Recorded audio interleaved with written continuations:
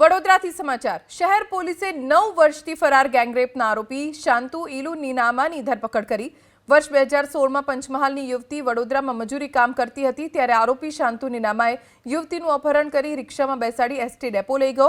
બાદમાં રાજકોટમાં અજાણ્યા મકાનમાં 20 દિવસ ગોંધી રાખી, જ્યાં શાંતુ નીનામા સહિત 4 આરોપીઓએ 3 દિવસ સુધી એક બાદ એક દુષ્કર્મ ગુજાર્યો।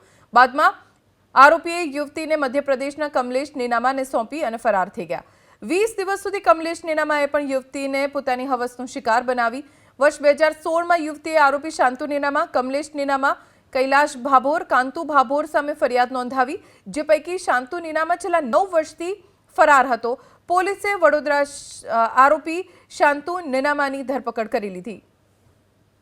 નામવા ખાતે જે આરોપી રહે છે ત્યાં જઈ અને આરોપી બાબતે બેંકના કર્મચારીઓ અને અધિકારી તરીકે જઈ અને તેની તપાસ કરતા તે હાલ આજવા રોડ વડોદરા ખાતે જ કન્સ્ટ્રક્શન કરતો હોય આ આરોપીને બાતમી રાહે શાંતુ ઇલુ નીનામા છે તેને અટક કરેલ છે અને અટક કરીને આજરોજ નામદાર કોર્ટમાં રિમાન્ડ માટે મોકલેલ છે।